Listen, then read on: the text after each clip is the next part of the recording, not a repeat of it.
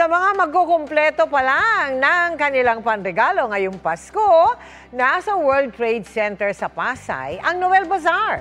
Simula po yan sa Miyerkules, November 26 hanggang 30. Nariyan pa rin ang ating Celebrity Ukay-Ukay kung saan pwedeng mabili ang pre-loved items ng ilang kapuso celebrities and personalities. Sa family comedy sitcom series na Pepito Manaloto, laging tampo ang pagpapakita ng kabutihang loob at pagmamalasakit sa kapwa. Ang mga katangiang yan, isinasabuhay din nila sa totoong buhay. Dahil kabilang sila sa mga nag-donate ng kanilang mga damit para sa ating Celebrity Ukay-Ukay. Lahat kasi ng kikitain dyan ay mapupunta sa mga proyekto ng GMA Kapuso Foundation, kabilang dyan ang ating Kapuso School Development Project. Pwede nyo dyan mabili ang mga damit ni Manilyn Reynes. Ito naman ang sinuot ko bilang si Mona sa MediaCon ng Sangre. Mga iconic scarf ng karakter ni Vincent at ilang dress at blouse ni na Maureen Larrazabal at Cherry Malvar.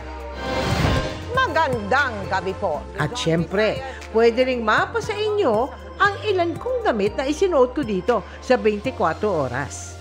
Sabi nila, pagka daw ikaw ay binigyan ng sobra-sobra, dapat i-share mo daw sa iba. Yan ang unang-unang inspirasyon ko. Pero alam mo, more than inspiration, no? Ang nasa damdamin ko, tungkulin ang tumulong.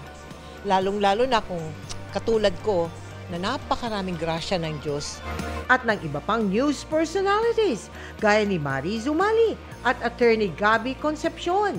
You just wear what's comfortable for you, yung talagang hindi ka mahihirapan. Ang pinakamahalaga, you stay confident and you love what you're wearing.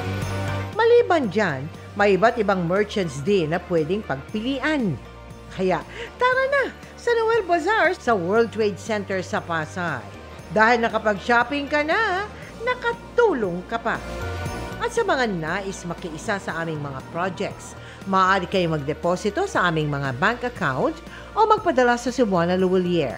Pwede ring online via GCash, Shopee, Lazada, Globe Rewards at Metrobank Credit Card.